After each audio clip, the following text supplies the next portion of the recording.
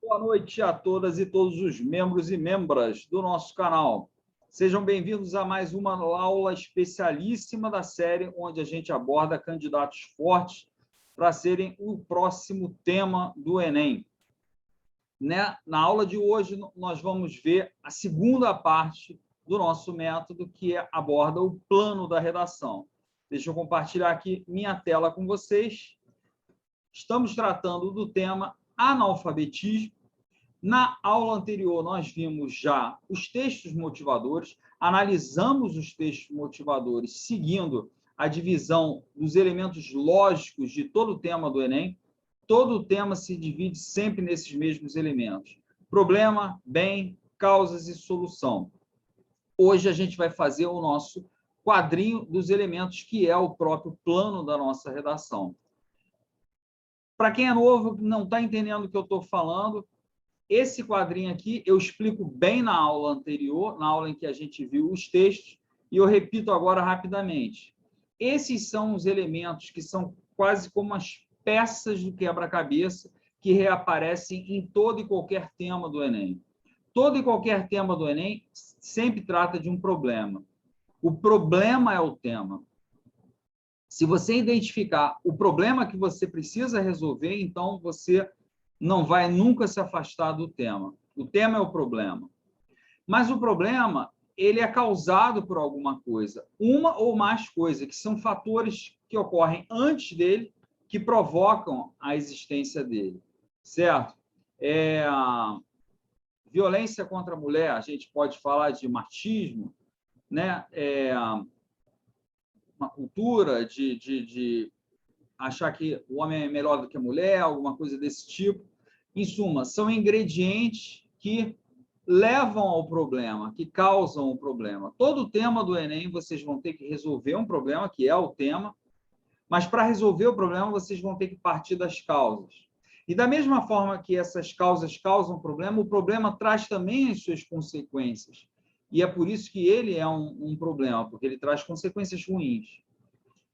Ele só vai ser resolvido se a gente atacar com a nossa solução uma ou mais das causas, e é por isso que a solução aponta para as causas, e uma vez que a gente resolva, né, total ou parcialmente essas causas, a gente chega ao bem, que é a realidade boa onde a gente quer chegar, o contrário do problema. Esses elementos aqui vão reaparecer em todo o tema do Enem, e é com base neles que a gente monta o nosso plano. Não à toa, por quê? Eles vão ter um uso direto da nossa redação. Notem, o problema a gente vai tratar no primeiro parágrafo. As causas a gente vai tratar nos 2 parágrafos de desenvolvimento. A solução no último parágrafo e o bem é a última frase da redação. Vocês vão ver. Montamos, então, o nosso quadrinho com os 4 elementos mais importantes: problema, bem, causas e solução. O primeiro elemento, problema, tá? Já está escrito no título, não tem muita dúvida. Analfabetismo. Legal, podemos passar adiante, então. Não. O que eu falo para os meus alunos? Cara, não repitam simplesmente a designação genérica, a palavra que consta do título. Analfabetismo, beleza. Sigamos adiante. Não. Esmiuça. O que quer dizer essa palavra? Define para você o problema. Né? O que é o problema? Analfabetismo ou analfabeto se define normalmente como maior de 15 anos, que não sabe ler e escrever, o equivalente a um curto bilhete. Isso é uma definição, tá? E por que isso é tão importante, gente?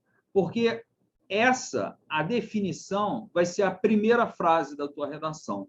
Quando a gente for ver na próxima aula, tá, a resolução da redação com as 15 frases que o nosso método ensina, vocês vão ver que a primeira frase é a definição do problema.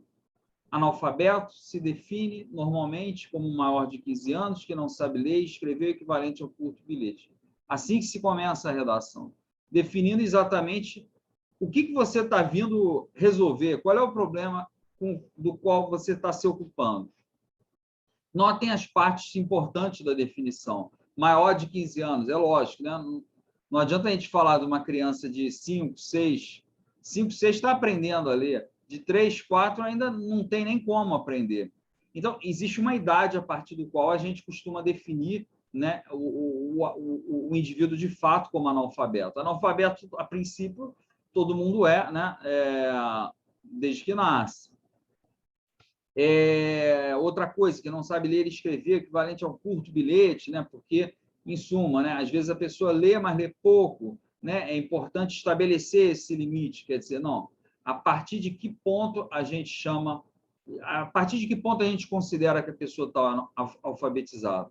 Então, notem que da definição não é uma coisa banal, entendeu? Às vezes a gente tem que pensar um pouquinho, mas fazendo uma boa definição, você tem um excelente começo de redação. Próximo elemento essencial que a gente tem que colocar no papel antes de começar a escrever a nossa redação é o bem. E o bem é o contrário do problema. É a realidade futura, boa, onde a gente quer chegar, que é o quê? A eliminação ou a redução do analfabetismo no Brasil. Simples, não há dúvida aqui. Bom, a gente chega finalmente no terceiro elemento essencial, que é importantíssimo, que são as causas do problema. Aqui eu explico para todos os meus alunos. Um problema tem muitas causas, né? Pode ter inúmeras causas.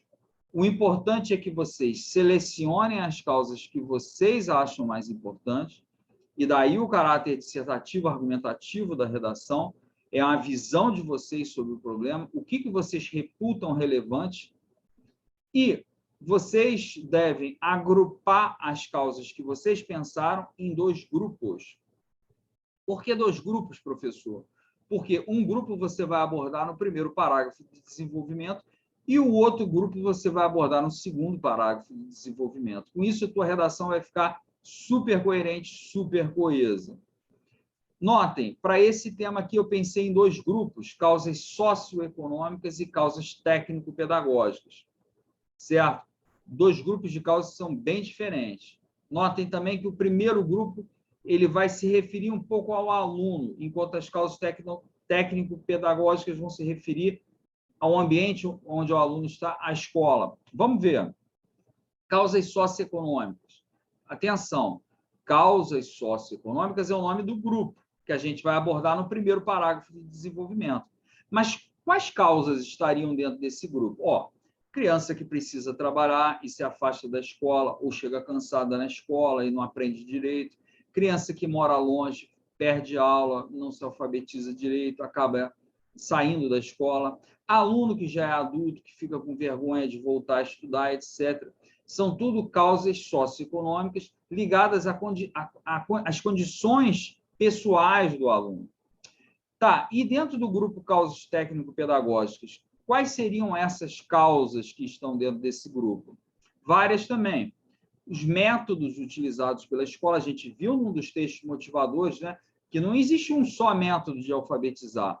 Existem métodos melhores e piores, né? E que se o professor não escolhe um bom método, se o professor é ruim, né, não há aula que salve, né, gente? E se o professor não tem também bons métodos, né, uma boa pedagogia, etc., né, em suma, muito provavelmente o aluno não vai aprender matemática, não vai aprender física, química e não vai aprender a ler e escrever, tá? O que mais? Bom, mas o método o professor escolhe, mas o professor fica livre para escolher o método que ele quiser. Notem que aí entra um elemento muito importante, falta de controle sobre o trabalho dos professores. A escola não pode deixar simplesmente os professores correr solto, entendeu? Cada um usa o método que quiser, cada um ensina o que quiser. Tem que haver uma espécie de supervisão, de orientação pedagógica do trabalho dos professores. Isso é uma coisa que vai influir no resultado final, crianças alfabetizadas ou não. O que mais? Falta de acompanhamento personalizado, aí no caso da criança, certo? Tem crianças que dá para identificar que precisam de um atendimento personalizado e precisam receber algum tipo de apoio, de reforço da escola. Então, gente, notem que nesse grupo 2, causas técnico-pedagógicas, estamos relacionando uma série de fatores ligados à escola que levam a um mau desempenho, no caso, um mau resultado de alfabetização entre os seus alunos, tá? Então, nós temos com isso 2 grupos de causas bem diferentes, bem distintos, que a gente vai poder tratar em parágrafos de desenvolvimento diferentes. Com isso, a nossa redação vai ficar super bem desenvolvida. Por fim, precisamos pensar numa proposta de intervenção que ataque uma das causas que a gente mencionou.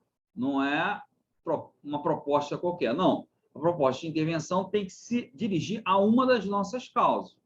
No caso, o que eu estou pensando? A Secretaria de Educação, né, do Estado, do município, promover reciclagem dos professores. Se eu mencionei que uma das causas é a falta de bons métodos, é a falta de controle do trabalho dos professores, então por que não a Secretaria de Educação promover uma reciclagem, justamente para fazer com que todos os professores aprendam, né, metodologias atuais, né, tenham a oportunidade de, né, trocar experiências, em suma, e, né, promoveu a atualização de professores que estavam desatualizados, etc.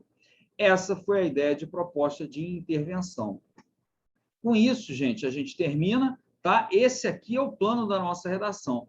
Plano, notem bem que é essencial, segundo o Enem, que vocês façam. Isso daqui tem um efeito direto na coerência e na coesão de vocês. Gente, os textos motivadores, o plano da redação, eu vou deixar lá aqui no meu grupo do Telegram, tá? O link para ele está aqui embaixo. É totalmente gratuito, qualquer um pode entrar, então eu só estou deixando esse material lá, mas lá eu não respondo dúvidas, tá? Então, assim, se você tiver dúvida, tá entendendo? Não deixe para ir ver no grupo, tá entendendo? Coloque aqui no comentário, que é aqui nos comentários que eu estou respondendo as dúvidas, que são muitas do pessoal, tá entendendo? Com relação ao tema e com relação ao método. Beleza? No próximo vídeo, nós vamos ver, finalmente, a redação completa com as 15 frases. Até lá, pessoal!